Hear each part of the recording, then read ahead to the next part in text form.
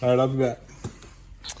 Man, I'm excited. So over the last couple weeks, I've been intensely preparing the entryway of our house here by painting the walls and tiling the floors and upgrading the heating system, all in preparation for a proper mudroom and a Christmas present to my wife. And so today I'm excited because I finally get to start building and installing all of the cabinets that I got from Lanae Cabinetry. And so in this video, I'm gonna show you just how easy it is to build your own cabinets without fancy tools, without having to order custom cabinets from local box stores, and just how to save a little bit of money along the way. My name is Dan Holguin, and I live in the mountains of northwest Montana, right at the entrance of Glacier National Park. And so let's go get our cabinets, let's get set up and get after it. Welcome to the show.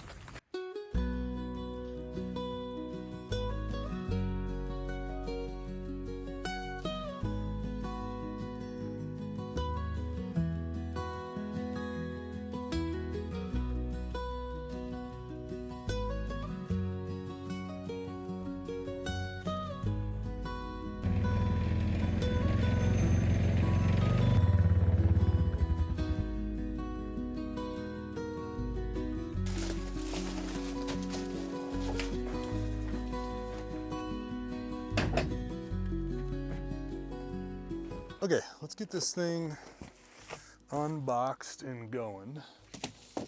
If I think about like my building experience, I've been building homes, hospitals, schools, government buildings like that for the last 15, 16 years. Even though I don't do that full time anymore, that was once upon a time my profession. So I did a lot of cabinetry, kitchens, bathrooms, things like that.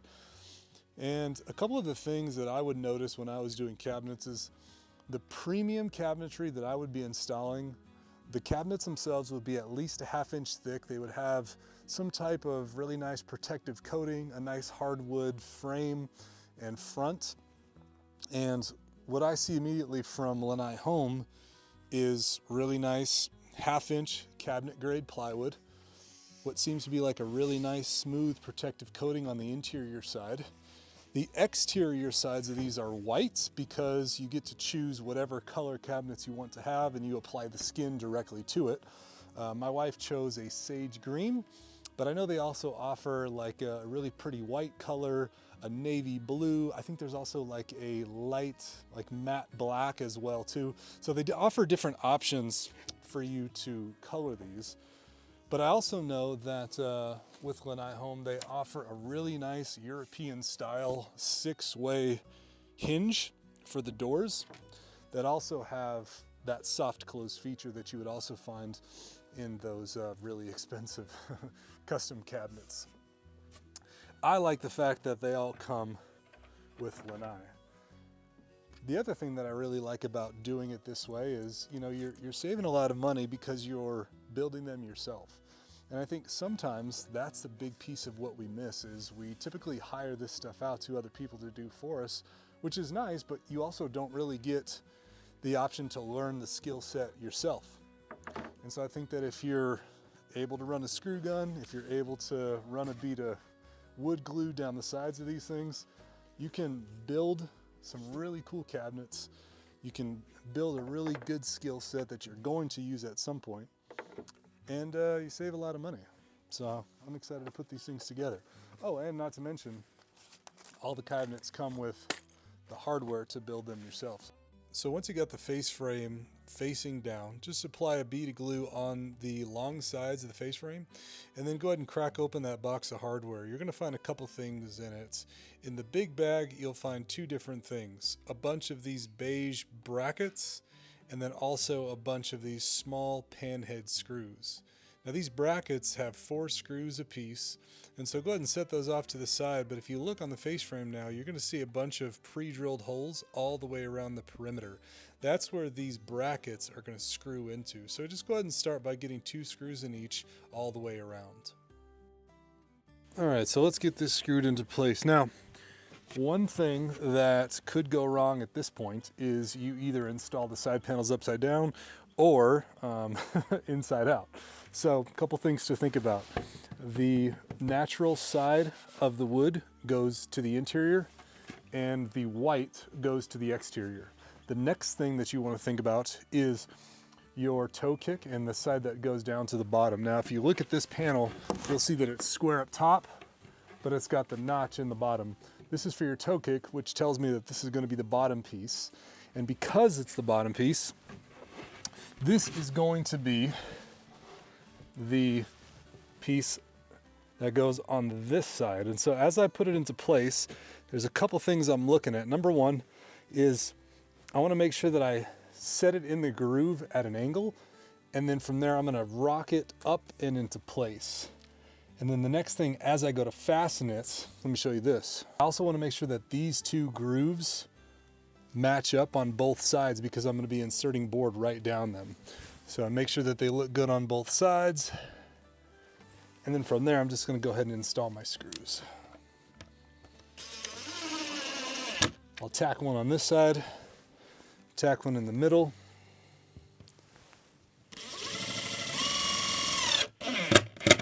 And then go ahead and screw the rest of them off.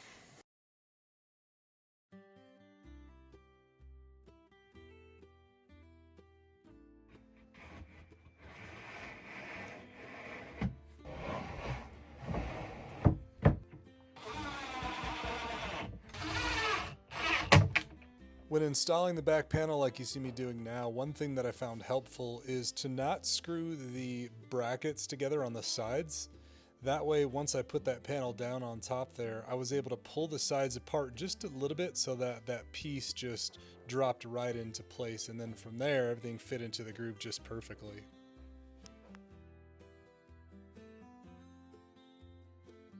Next is to make sure you got brackets on all four sides, top and bottom of the cabinet, just to hold everything together nicely. So next up are the hinges. Now, these are really nice European style hinges, which give different adjustments on both sides of them. As you can see, they'll either take them up and down and left and right once the hinge is in place. And so what we're gonna do is grab the pan head screws out of your bag. Now remember, be careful when you're grabbing these. You have wafer head and pan head, but we want the pan heads for now. And you're gonna take one pan head screw, and you're gonna fit it inside the flat side of that, and you have pre-drilled holes. And the cool thing about these cabinets is you can have your doors open one way or the other way. Now, because this is a left side cabinet for me, I'm gonna have these doors open this way, so I'm gonna put the hinges on the left side. So there's already pre-drilled holes in here, and all you gotta do is just throw that thing into place.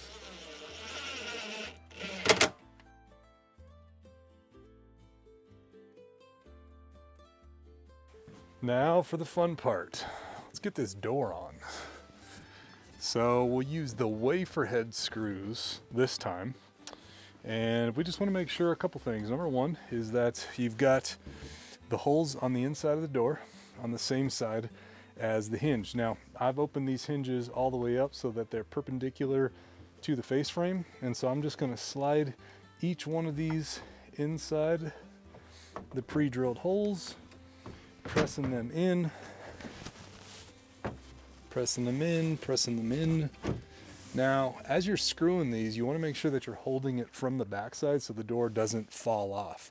But it should be in place there just for a quick second while I grab a screw and my gun. And you're going to take one wafer head screw at the top into the pre-drilled hole and take another one. Real easy. And that should do it. And again, it's got that soft close feature, which you'll always find on the premium cabinetry. Another reason why I love these cabinets by Lanae. Nice, smooth close. Only a couple steps really left. One is to put the door guides in the corners. You'll find those in your hardware kit. So you just peel one, we'll put it right up at the top, and we'll put the other one right at the bottom. And obviously those are just there to make sure that you're not getting any wood to wood contact, but those sit flush right up against the rubber stoppers.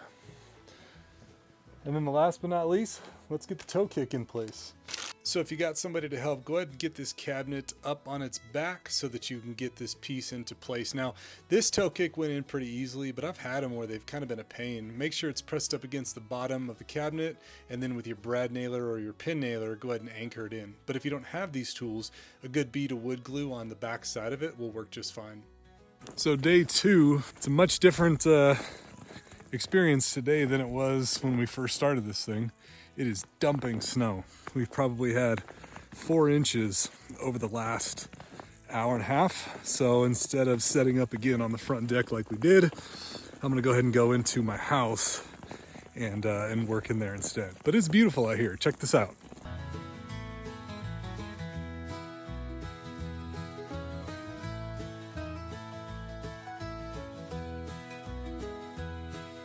Okay, let's get back to building here.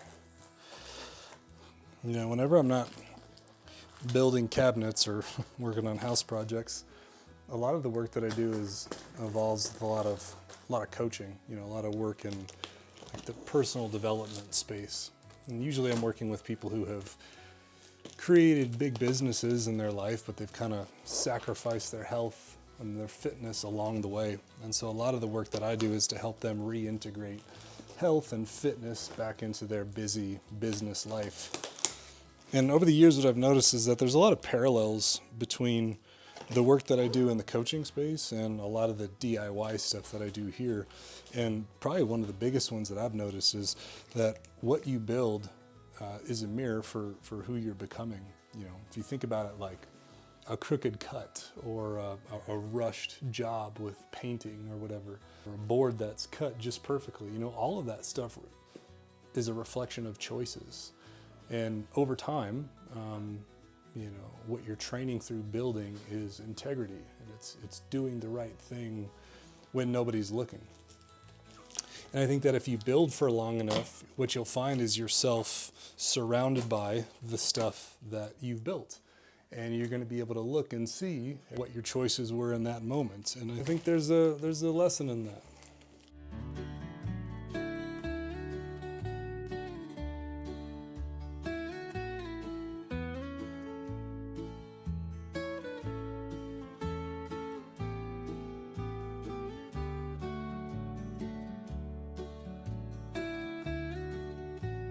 All right, so day 3, we're gonna take clamps off of everything. Squeaky and I here are gonna get our toe kick skins in place, and then we're gonna get cabinets installed, aren't we? Yeah, we are. It's gonna be a good day.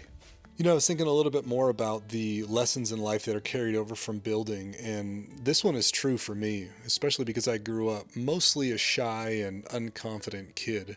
But through building, I've realized that making something real builds confidence that can't be faked. I think there's a difference between confidence that you talk about and then confidence that you earn. You know, when you cut the board or you install the toe kick or build the cabinet, when you make the mistake, you then fix it and then you finish the job. And through that, you prove to yourself that effort leads to progress.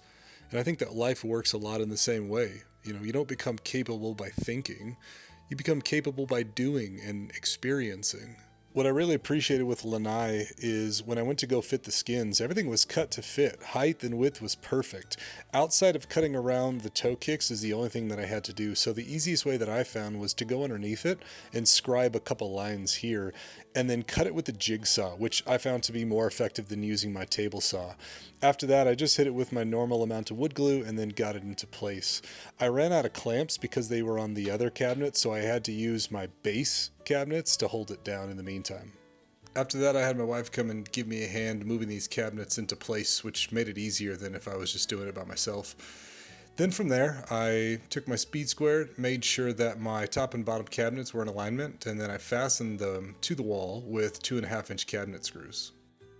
Now, because my walls were a little bit uneven, what I chose to do was make this template out of cardboard instead of trying to just measure with my tape to get it accurate. So by doing it this way, I took out the risk of human error.